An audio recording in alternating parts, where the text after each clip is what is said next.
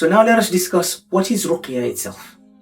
Many people come to the Ruqyah center without understanding what Ruqyah is. Oh, my friend told me about it and it helped them and they recommended that I come and I find out for myself and so on and so forth. Something very commonly that we encounter. So Ruqyah, it's an Arabic word. It means treatment. Okay, so that's why there is a hadith where the Prophet ﷺ said, whoever seeks Ruqyah, this is not allowed, or words to that effect. This refers to Ruqyah that would not be Islamically sanctioned. So seeking Ruqyah is allowed, it's okay, it's something that Prophet ﷺ himself even encouraged. A famous hadith tells us that Rasulullah ﷺ told his own wife, beloved wife, Aisha radiallahu anha, that go and seek Ruqyah because you're affected by the evil eye. So yes, we are allowed to seek Ruqyah, and if you have come across any other narrations, do mention it to your Raqi so that we can clear up these misconceptions that some people might have. So we said Ruqyah is an Arabic word, it means treatment. It doesn't only mean treatment in the sense that we understand Ruqyah to be, but it means any sort of treatment. Okay, it could be halal treatment, it could be haram treatment.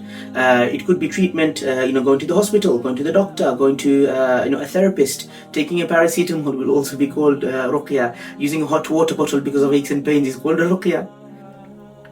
So we practice as the Prophet ﷺ showed us by reciting on the patient themselves, blowing on them, reciting on bottles of water, reciting on bottles of oil, and so on.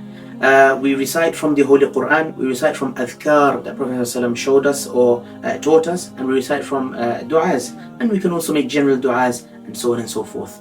And when you do attend the Ruqyah session, if there was anything else that you were unsure about, and you heard or saw your Raqi do something, do question. I want you all to maintain a critical mind, like why are you doing a certain thing? If you see a Raqi come close to a sister, for example, and place his hand even on the head, say, what's the need of that? There should be a separation between you and who is a non-mahram, and so on and so forth. Unfortunately, we do hear of cases of Raqis who doing practices like this, saying, yes, the Prophet ﷺ, placed his hand on the patient's head, but the Prophet ﷺ never placed his hand on the head of someone who is not a mahram.